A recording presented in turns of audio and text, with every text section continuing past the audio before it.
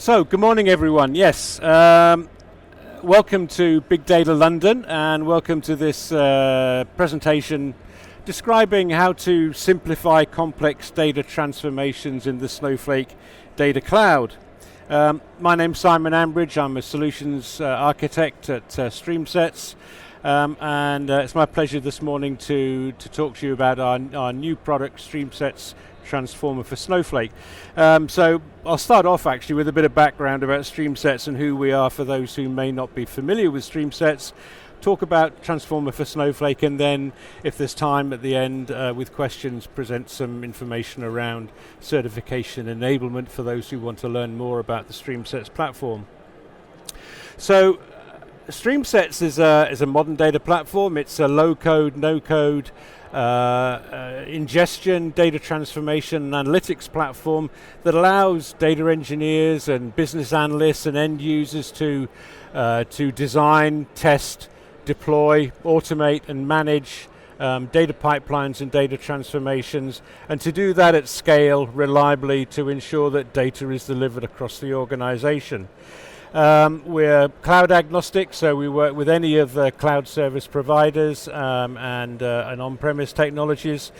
We are now part of the Software AG family. We were acquired last year by a much larger company, Software AG, and of course that brings a lot of benefits to our customers. But today what I really want to focus on is the Snowflake for Transformer product.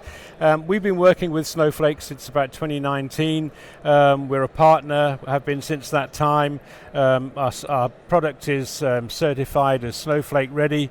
We're continuing to work with Snowflake to develop on the Snowpark platform, and that's really the focus of the conversation today. And we've got a growing pool of customers that we share between us who are, getting value both from StreamSets and from Snowflake. So, as a level set before we start, for those who aren't familiar with the StreamSets platform, it's a very simple architecture. It's divided into two layers, and I'm just checking everybody can hear me okay, yeah? Divided into two layers, so we have a control plane at the top. This is the SaaS element of the platform. This is where users, data engineers, etc., they go to do all their design and deployment of their pipelines. It's a single entry point, single pane of glass, where pipelines can be managed, transformations can be managed, and all this can be done at scale. And we've got customers who are running, thousands of ingestion and transformation pipelines on a daily basis, allowing them to meet their compliancy and regulatory requirements. So very strong, very secure, and very stable. So underneath that SaaS layer, underneath the control plane, we have the customer data plane. Now this is where the customer's data lives. This is where the customer infrastructure is, and the control plane, the SaaS layer, has absolutely no visibility of what's going on in that customer data layer.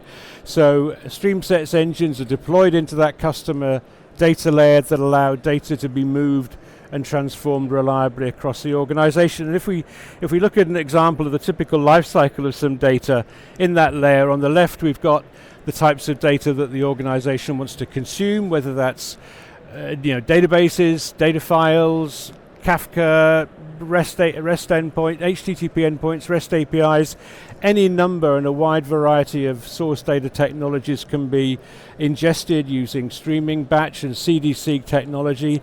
That data can be landed into, if you like, a landing area, a raw area, and then our transformation engines can pick that data up and provide all the transformation and analytical capabilities you would want to be able to publish data and then make it available downstream for consumption by other applications and users across the organization. So we have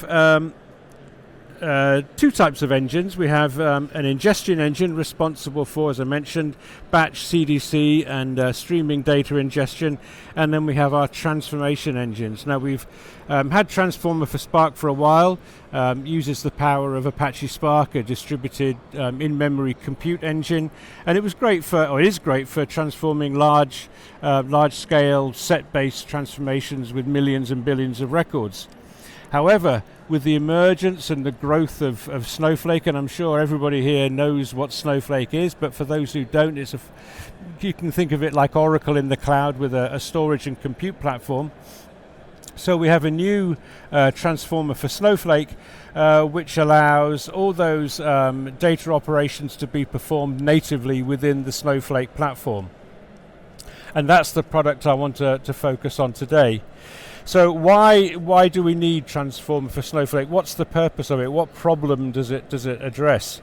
So if we think about that life cycle of data, that ingestion and then publishing, or transformation and publishing of data, that's traditionally been the domain, the province of data engineers, skilled technologists who can develop data pipelines, who understand the technologies involved. They can write the code that's necessary to make that happen. What we don't traditionally address is the large number of business analysts and end users and line of business users who also want to leverage that data that's stored in the Snowflake Data Cloud. And there are some problems associated with individuals like that getting access. The data may be there, but they may not have the required technology skills, they might not have the required coding skills to be able to access that data with ease, and they generally rely upon the data engineering team or central IT to develop those pipelines and those transformations for them. So what we really could use is a tool that we can give to those end users, those line of business users, that will allow them to really get all the value they need from the data that they've got stored in Snowflake and run their own transformations and their own reporting. So it's really two things that we want to do here with Transformer for Snowflake. We want to simplify data transformation so that it isn't just restricted to people with advanced technical skills. We want to democratize it. We want to allow promote a sort of a self-service element where end users can provide their own analysis and transformations, and we also want to insulate those users from change so that their pipelines are not brittle and fragile and break, and I'll address that point in a moment. And the object ultimately is to ensure that organizations at whatever type and whatever position in the organization, you have access to that data and you can get the data that you need. However, it isn't really limited just to those end users. There are effectively three types of users that we're putting this out there for. Not just the end users who want to run their own transformations. Same sort of problem applies to data analysts and data engineers. They spend a lot of time coding. They have to be SQL experts effectively to get the data that they want in the format that they want it. And it would be much simpler for them if they were able to use a simpler mechanism for developing and generating and running those transformations to make that data available.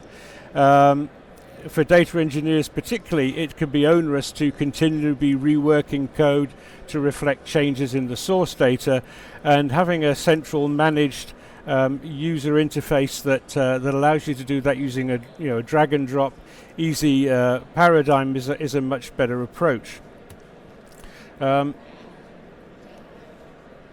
So if we take a look at Transformer for Snowflake and how it works, if you're familiar with StreamSets, you'll recognize the same familiar look and feel of the canvas, where you can drag and drop components, sources and destinations, and then processes between sources and destinations. And Transformer for Snowflake works in exactly the same way. It's very easy to use, very easy to get up and running, supports all the common SQL operations you'd expect, aggregations, filters, joins, sorts, unions, plus some advanced operations, things like supporting regex and being able to apply SQL functions, and also with some pre-programmed logic in some of our processes support complicated and complex processes like slowly changing dimensions. The pipeline then generates the SQL natively using the Snowpark libraries, and then executes that SQL natively on the Snowpark platform.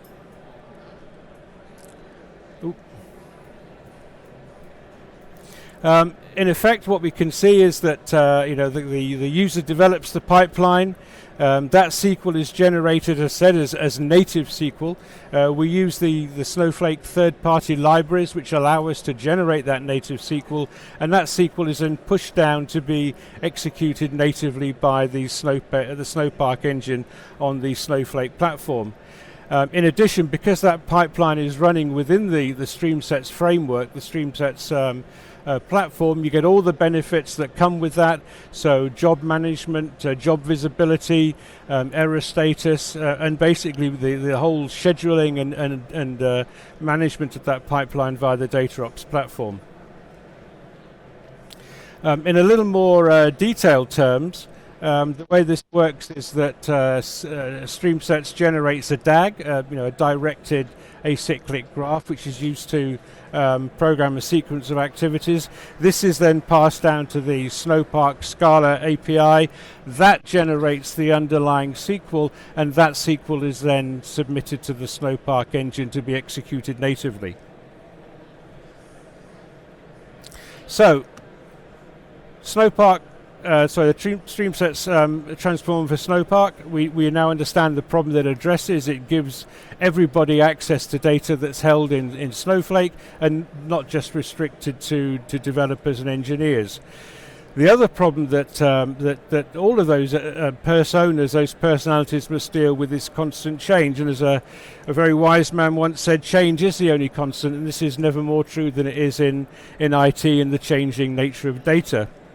Now, we commissioned a report earlier this year where we asked over 650 data practitioners and data decision makers across North America and Europe and Australia to give us an insight into the problems that they face, what are the challenges that they face in moving data around their organization and making that data available to the business itself. Excuse me.